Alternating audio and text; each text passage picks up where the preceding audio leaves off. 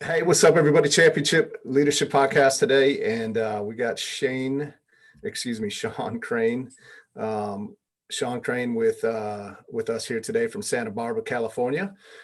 Sean was introduced to me through a mutual friend of ours, Bob Van Gilder. Shout out to Bob. What's up, man? And thank you for being here today, Sean. I appreciate it. Yeah, thanks, Nate. Appreciate you having me, man.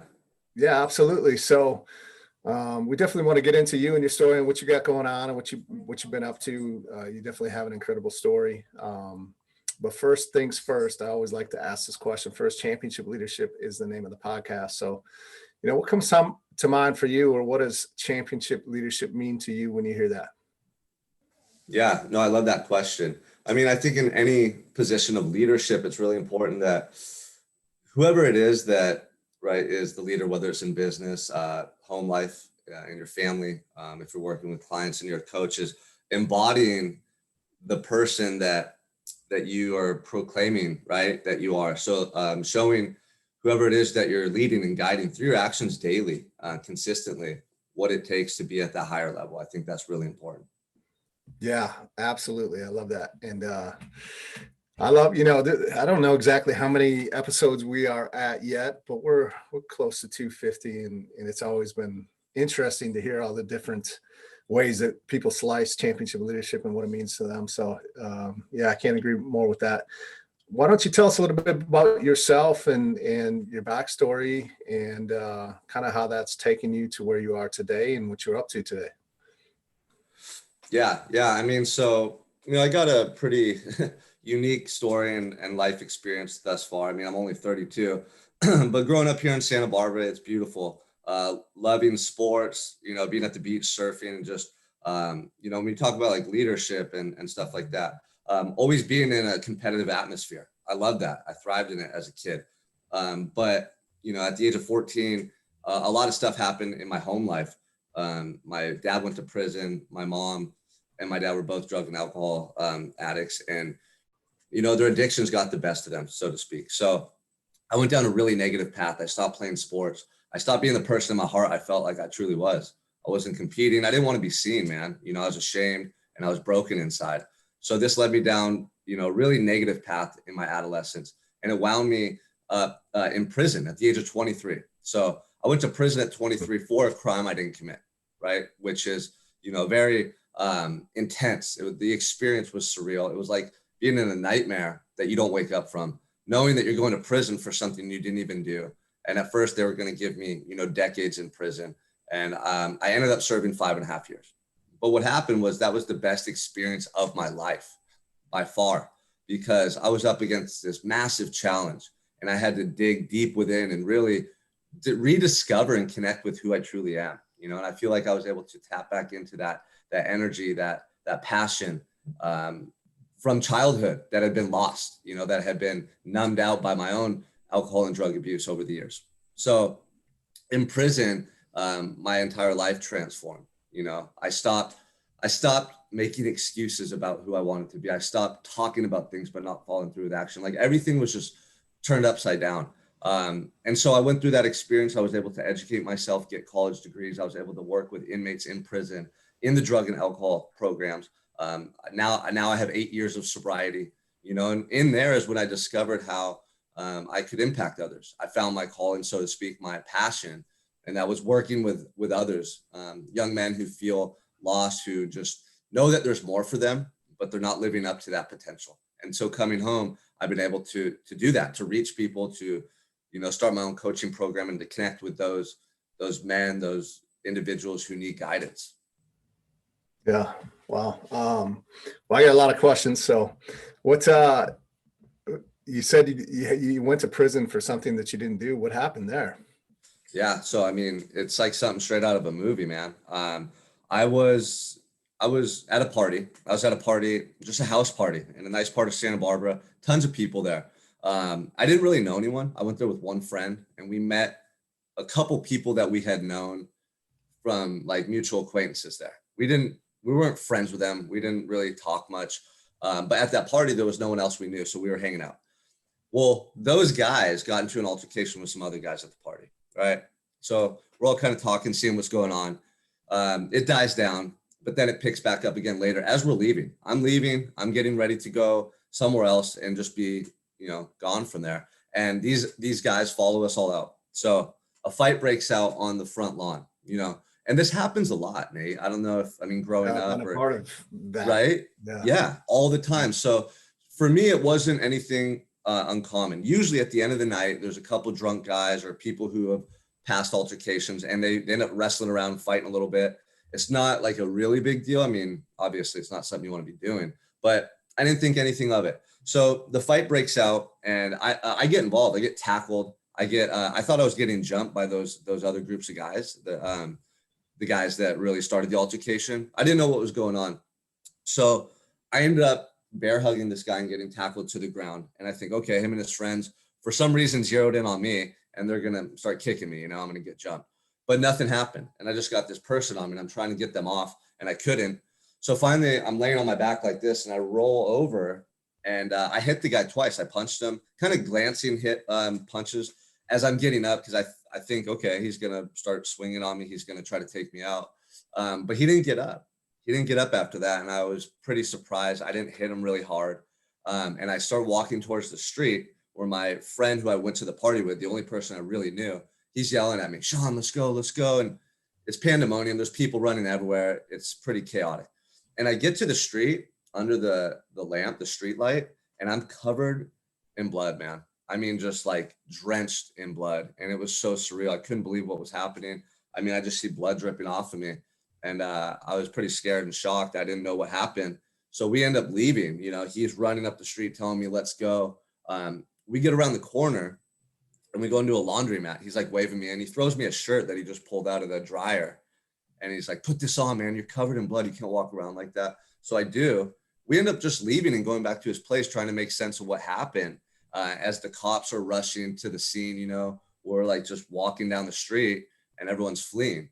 And so what happened, Nate, was when that fight broke out, people were getting assaulted with a knife. There was two guys stabbing that other group of people. I didn't know this. I didn't see it. It was happening so fast. But that guy that gets tackled into me, they were attacking him. I couldn't see all this. So I end up with blood on me. People at the party said they saw me wrestling with this guy because they saw that end situation where me getting up, throwing punches at him. So now I'm the number one suspect. The cops don't really see these other guys, their part in the situation. They're looking for me.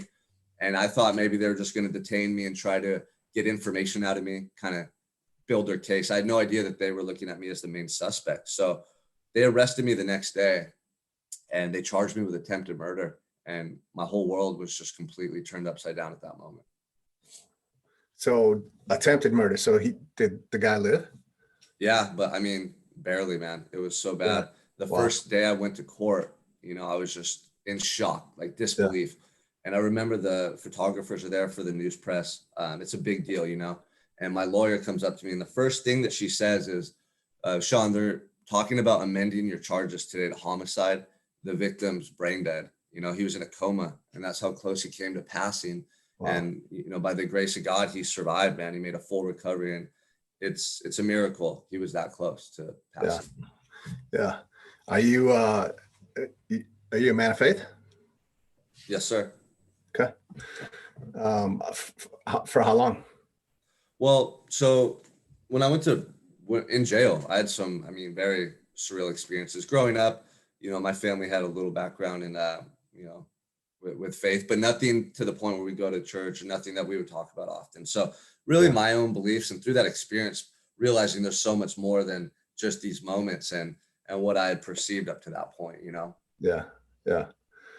So was it through this experience that you came to God or was it? Yeah. So let me, this is what changed my life, so early on, I'm in the county jail, not knowing what's going to happen to me.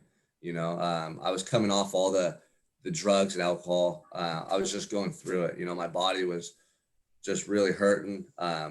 Internally, I was just so afflicted. I couldn't believe this was happening to me. I'm waking up in this jail going, this is my life right now. I'm about to go away for decades. And they don't know what happened. How is this happening to me? So really early on, I started feeling different. The drugs and alcohol wore it off. And I started to feel somewhat alive and these emotions inside of me that had been suppressed for so long. And as I'm trying to process everything that's happening, I became very connected to like something good inside of me that was taking place. It was a sense of love and gratitude and peace I'd never known before. And my cellmate at the time, he was an old friend actually. And he was What? reading the, what? Yeah, it was bizarre, right? We ended up becoming Really? cellmates. And Wow. he was reading the Bible every morning. And for him to be reading the Bible, I was pretty taken back because when we were kids, he was kind of a knucklehead and, you know, I didn't expect that from him. So it had me intrigued.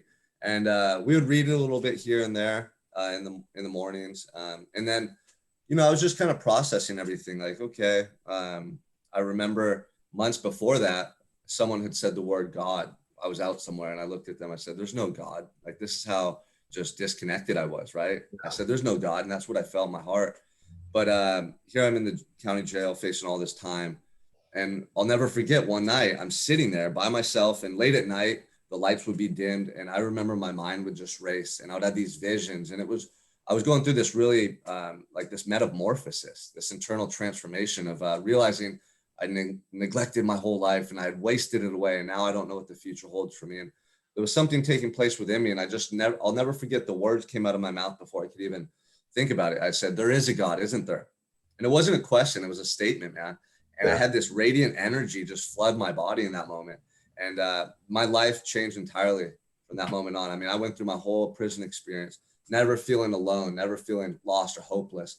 It was tough. And there was days where I was feeling the effects of my situation, but I never felt alone ever again from that moment on. It was amazing. That was amazing. Thank you for sharing that. Appreciate it. Yeah. So yeah, you go to prison for something that you didn't do, and I can't imagine the thoughts and the emotions that would be going through my head, especially as a 23-year-old. Like, just crazy. I think back to when I was 23 and I did not have it figured out, that's for sure, and I wasn't even close to it. So what's that like, and how are you able to, championship leadership's the name of the podcast, of course, so obviously you had to take some leadership of yourself first. I always talk about how you have to lead yourself first before you go and lead somebody else, and I believe that's 100% true.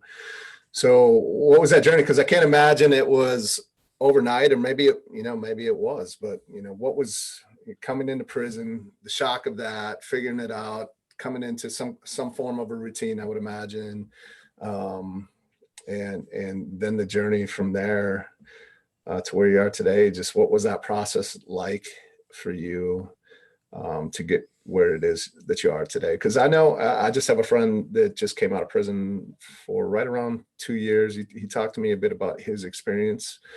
Zach Babcock, I don't know if you know who he is, but I definitely need to connect you. He's been to prison, I believe, for around 5 years as well, and some of the experiences he had, and one was solitary confinement for, like, I know it was 30 days. It might have been 60 days. I can't remember exactly, but he just talked about how he had to take charge of himself and really own where he was at in his space, and how he did that in the process he went through to do that. So maybe you could tell us a little bit about how you kind of took lead of yourself, and maybe some others that helped along that way through that journey in the prison system as well, to help guide you to where you are today. Yeah, no, that's a great point. I mean, solitary confinement could be the best thing you ever experienced in your life. For me, it was. So that's what happened. I got put in a cell for a time by myself. For the first time in my life, I had no distractions. All my codependent relationships growing up, nobody was there, right? It was just me and the truth. And I started to see it. And for the first time in my life, I was honest with myself. There was no cell phone, right? There was no laptop. There was no job to go to, no children to raise. It was just me and my thoughts, and the truth started to emerge. And I started to see my part in everything leading up to that moment. Yeah, I wasn't guilty for the attempted murder they charged me with, but I felt immensely guilty for wasting my life away, for allowing the things from my past to afflict me so greatly that I turned away from my dreams. I created this persona of an individual who I truly wasn't. I was living a lie. And so I felt almost like a weight was lifted off my shoulders. Like, wow, I can start over. I can actually like make a shift now that'll change my life forever. And I realized that early on. So what I started to do was just acknowledge all of my wrongs, all of my, faults, everything that I did to lead me to that moment. And the biggest piece early on was forgiving my parents for all that they put us through, my siblings and I, because I had so much resentment, so much emotional trauma that I had suppressed. And that's why I went out and drank or took pills or numbed myself, because I wasn't ready to face it as a young man. So I couldn't ever become a leader, or I couldn't ever, truly turn my dreams into reality and pursue what I wanted in life if I couldn't master myself first. So that was the first step, is understanding I was wounded, going through that healing process. And then from there, now I had, almost like a new clean slate. I could build a new foundation of the life I truly wanted. And that's what I started to do. Once that healing process took place, I mean, it felt like a massive weight was lifted off my shoulders. I realized I didn't have to carry around this pain any longer. I didn't have to numb it. I could just be myself and feel and experience life as it came. So I started to really envision, well, what do I want? What is, my life going to look like after prison? What are the goals and the visions that I want to bring to life that would just bring me immense joy? So every night, with time on my hands, nothing but time, I would envision these things. I mean, to the detail, right? Everything that I wanted. And I was connecting with it on an emotional level, because that experience was so profound that it evoked such a strong passion inside of me. So every day, envisioning what I wanted, reflecting, being honest with myself, and then following through with any little action that I could to start proving to myself who I was and what I was willing to do to get there. And I mean, Nate, I took so much pride in cleaning my cell floor. I took so much pride in all the push-ups I did. I took so much pride in my letters that I wrote and the books that I read. And I would keep like a list of vocabulary words and quiz myself. And that was just the beginning for me. It was, what are you willing to do day to day to become that man that you want to see in the mirror, right?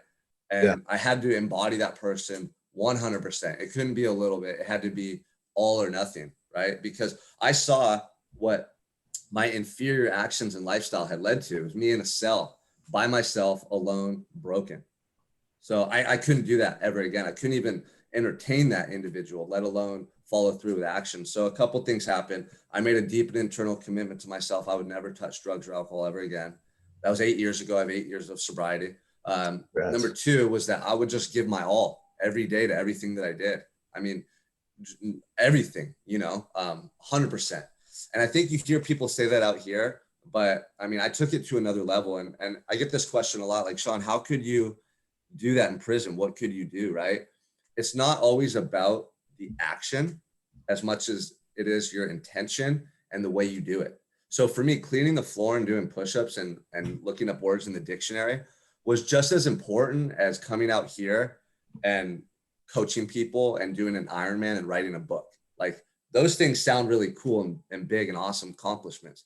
Cleaning the floor and looking up words in the dictionary and doing push-ups until my arms fell off, that energy and mentality I channeled into those endeavors is what helped me to create what I have now. It was that process. So that's what I consider self-mastery. And like, then I had 5.5 years to continue to replicate it, to the point where I transformed before my very eyes. Like, I went from an individual who was just broken and lost to someone with so much conviction and dedication to the way I live my life every day from the moment I opened my eyes.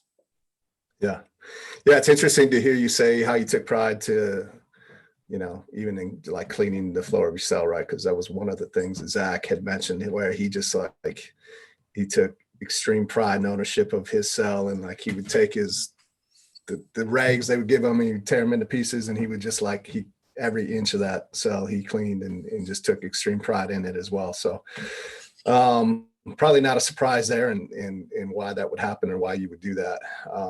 I have to imagine there are many people that you came across that chose a different path, right? That were just couldn't get out of their own way, that couldn't see or own the responsibility that they had for there. And unfortunately, there's probably a lot more that are in that position, right, where they have a hard time owning that and getting out of that place inside of their head. But what was the moment for you where you're like, you kind of found some purpose, you started helping others, you wanted to make an impact for others? You mentioned drug and alcohol and helping people through that while you were inside prison.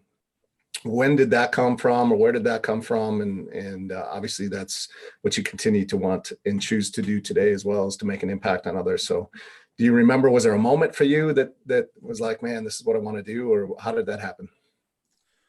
Yeah. So for the first 3 years, I was so immersed on my own growth and my own, development. I just really blocked everything out. I had like these blinders on because there's so much negativity in there. There's so much chaos all the time.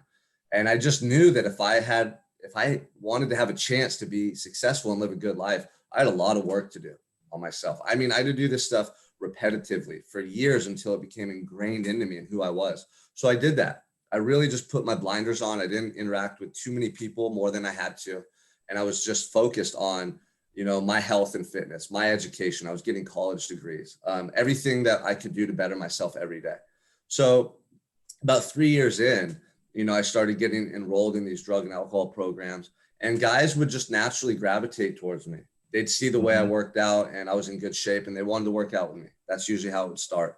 Or we would have a conversation in the day room, or maybe I'd say something in the drug and alcohol program, and they're like, wow, this guy's on a different, mindset than most of the people in here. So certain people would gravitate towards me, and we would just start from there. We'd start working out and building them up through our daily exercise routine, through those conversations, and starting to ask the questions like, well, who are you? What do you want besides this lifestyle, man?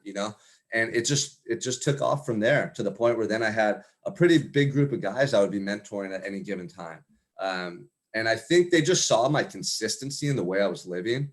And it was a lot of people in there, they would like work out and they would do stuff, but it wasn't as consistent, and they weren't, educating themselves, working out in the drug program. Like across the board, I was doing everything I could every day to better myself. So it just kind of happened organically, which was pretty cool. And I was able to mentor people in there. And I'll never forget like these guys coming to me who were broken, man, who were just really down on themselves and somewhat hopeless. You don't see it on the outside because these guys are tough, they're big, they got tattoos, but you feel it. And when you get into a tough workout, or you get into that conversation with them on the yard after the fact, things start to come out, they start to open up to you.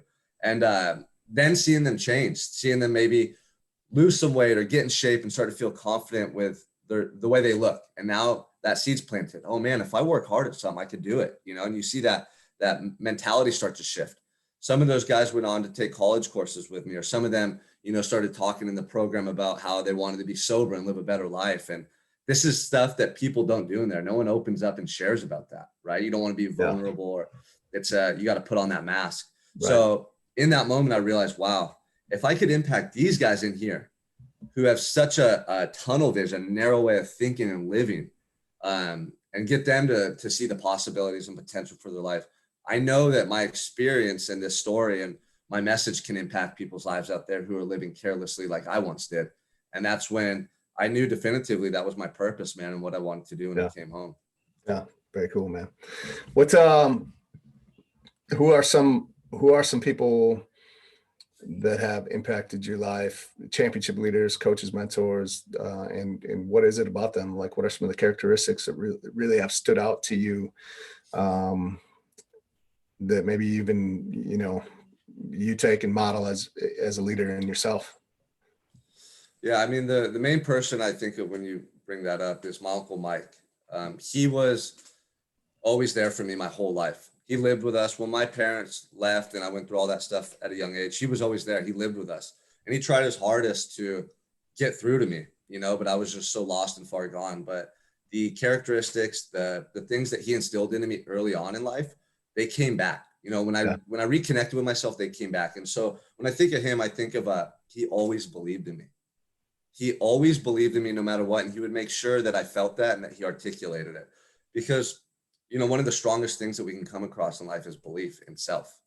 And when you have somebody else instilling that into you from a young age, it's invaluable, right? So I do that with my children and anybody that I work with. I always make sure early on that they feel that I believe in them, that I see that greatest potential of who they can be, because we all need that support, that push, right? So that was he's my rock. He's the person I always go back to. He's the person who was there on the phone and through letters, when I was incarcerated. Uncle Mark is another person that I look up to. Very successful, grew up in a tough home with really like not a lot of hope. And he got himself out of that environment. You know, he's a business owner, a family man. He's living the dream life now, and he's self-made, and he did it through grit and determination, and overcoming his demons as well. So I really connect and relate to him. Since coming home from prison, I've had a couple coaches, business coaches, mentors. Will Nelson is one of them, who really opened my eyes to like the potential of coaching and how I can share my story with people, and really taught me, okay, like, how do you take a story or a message and turn it into something that can help other people, basically, whether it's through marketing, connecting, or actual coaching program. So, I mean, I was just working in a gym as a personal trainer with a lot of big dreams, a lot of motivation and work ethic, but I didn't know what that next step was. How can I reach, you know, as many people as I want to reach? How can I create that platform that's going to serve people? And he helped me do that. So since coming home, he's been a really impactful person in my life. Yeah. Yeah. Thank you. It's so important to have those people in your life. Are your uncles still a part of your life? Yeah, absolutely. I mean, I talk to them almost daily.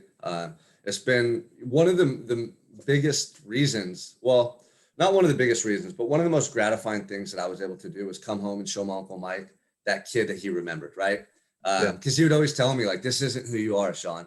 And I actually saw him last week, and, you know, his health is deteriorating a little bit. He's getting older, and it's hard to see him like that. But he looked at me and he said, this is who you are. And it was just one of those moments where, you know, it meant everything to me, because I didn't want to disappoint him. I wanted him to know that him dedicating his life to take care of me, like, it was for a specific reason. Now the ripple effect that's spreading to help other people, it's, you know, immeasurable. So, absolutely. I talk to them daily. Yeah, great. What about your parents? Are they in the picture, out of the picture? So no, they're not. My mother passed away when I was in prison. Okay. She cleaned up a little bit, man, and kind of, you know, did better for herself towards the end of her life, but she passed away suddenly from a brain aneurysm while I was incarcerated. And then I lost my father 2 months ago, you know, which was a shock. Yeah. When I came home, I had to distance myself from certain people that I had codependent relationships with in the past that didn't serve me anymore. So we had a different relationship, but then him getting to meet my children and becoming a grandfather, and we found this new kind of relationship, a new way of living. And I'm just so grateful we got to meet my daughter, Scarlett, and my son, Mason. But yeah, I mean, that just shows I lost a lot of people when I was away as well, Nate. And it's like, that's where that lifestyle leads you. Yeah. Thank you for sharing that. Since you've been out, and since you've continued to, you know, push yourself and help others and impact others, and in the capacity as a coach, Ironman, writing books, things like that, what's a challenge that you faced outside of prison in the last 4 years that, you know, because I always ask this question in a way of like, we all have critical moments, defining moments, kind of a fork in the road, where had you made a different decision than you did, you'd be in an extremely different place in life. And I'm sure we've talked about a few of them already, but what is maybe a moment like that since you've been out of prison in the past 4 years or so, that had you made a different decision, you could be somewhere completely different in your life? Wow. I don't think anything as severe as my time in prison. I mean, that completely changed the trajectory of my life. But just becoming a father, getting married, that's everything to me, right? And then obviously the challenges of being an entrepreneur and a family man. That's the biggest challenge I face day to day right now. Had I not, you know, reconnected with my wife and got married and had children, you know, I might be very successful right now, but my life wouldn't be nearly half as fulfilling, because I get to spend time with my children, and I'm a family man. That's what I want to do every day. So finding the balance between running a business, doing all these things I'm doing, and then my family, that's the biggest challenge I face right now. And I think that's actually a blessing in disguise, because then I can help my guys, my clients who are going through the same things. I think one of the biggest challenges men in general face right now is, how do we provide for the family, or be there for our spouse and our children as that leader, right? But also take care of ourselves, so that we're not feeling depleted, so that we're not overwhelmed by stress, or we stop taking care of our health and that's now an issue. Those are the dilemmas that I'm seeing a lot of people face right now. Yeah. So you said reconnected with your wife. So when did you get married and what happened? Yeah, we got married, what was it? 2019. So we knew each other before I was incarcerated. We actually grew up in the same town, went to school together. We weren't really friends growing up. We knew of each other. She's a little younger than me. But then we did connect right before I actually got incarcerated. Just we were young and kind of wild, and we were 20. She was 21. I was 23. But man, I fell in love with her back then. There was just something about her that I was drawn to, and I had to go away for a little while and get myself right. But when I came home, she was right on the same page as me as far as wanting a family, just really wanting to have that home life and that love. And we connected, man. I saw her, I think, out at breakfast one day. She was with her dad, and we didn't really talk. So I messaged her. I said, "Hey, like, what's going on? You're playing hard to get. You're ignoring me." And then we went out for lunch, and then we just kept seeing each other. So yeah, we had 2 kids now. She has Mason, who's 10. He's not my biological son, but he's my son, like 100%. And I remember him when he was a baby. And now we have Scarlett, who's 1.5 years, and Preston, who's 3.5 months. So we have this amazing family, and it's just, that's my world right there. Yeah, absolutely. Very cool. Thank you. I mean, she supports me in everything, Nate. So like, when I did the Ironman, she's the one that pushed me, like, just do it, with writing my book. She knew it was a dream of mine. And when COVID happened and the quarantine shut everything down, she's like, why don't you do it now? Like, she's always believing in me. And without her, you mentioned a second ago, like, where would your life be if something hadn't happened in the last 4 years? And without a shadow of a doubt, it's meeting her. She makes me better in every way possible. Yeah. Very cool. Thank you. What, as we start to wrap this up, like, if there were 1 or 2 things you could give to the listeners that if they implemented today, it would help move their life forward today, what would that be? Yeah, no, I love that question. I mean, people always want simple, quick hacks, right? Things that they can start doing to change their life. But, I always tell people it goes deeper than that, man. And the most effective way to change your life or to make the improvements you want is to pay attention to what you want, first of all. So we get so busy and caught up or bogged down by stress that we become disconnected to that intuition, right? Those things from our heart that we truly want. And we start listening to the fear and doubt, or we take shortcuts in life. And what does that lead to? What does that lead to ultimately in the long run? So I tell people this all the time. Put yourself in a place every day where you can reflect for a little bit of time and pay attention. Like, are you living the life that you want? Are you doing the things daily that you want to do? Or is your thought process filled with should have, I wish I would have, I need to, right? That intuition inside of us, that will always lead you to a better life, the life that you want. And Nate, this is what I started doing early on in my time in prison, is I started becoming aware of that intuition. Like, Sean, you need to do this. Sean, you need to look at those words in the dictionary. Right then and there, people are like, why do you care to do that? Well, then it improved my writing and it improved my confidence in my intellect. I went on to get 4 college degrees and actually come home and write a book. Like, I never thought I would have done that. If I would have listened to the fear and doubt, oh, you don't need to do that. You have 5.5 years. What does it matter? Why are you looking up words in the dictionary when you're reading, dude? Like, so it's those little decisions that we make that have a massive impact on the outcomes that we're going to have later on in life. And for me, what I've realized is we all have this moral compass, right? We all have these answers built in within us, but a lot of times we're not listening to them and we're not following through with action. So there's so many people out there right now that if they're listening to this, they could probably write down or say 5 things they want to be doing that they're not doing. More probably. Yeah. Right? We have to know that when we listen to the fear and doubt and we procrastinate, that's always going to lead to a life of regret. But when we listen to the intuition and follow our heart, you're able to do things and experience things you never would have imagined. And what really helped me to like change my life was sitting in that cell with massive amounts of regret for the way I'd lived my life, because I listened to fear and doubt and I was not following through with the person I wanted to be. And it kills you inside to live like that. Yeah. Appreciate that. And so true. So You know, if you're listening to this, I would, you know, write that list down, right? You just, whenever you have a prompting to go and do something, like you said, listen to that intuition and do that. There's a lot of things in your life that you wish you were doing or you need to do or whatever, you know, write those things down and start to make those a reality for yourself. So what are a few ways that we can find out more about you and your book and your coaching and everything else that you got going on? Yeah. So, I mean, my Instagram and Facebook are both the same, Sean Michael Crane. My website, SeanMichaelCrane.com as well. My book, Prison of Your Own, is released on ebook, paperback, and hardcover. You can find it on Amazon.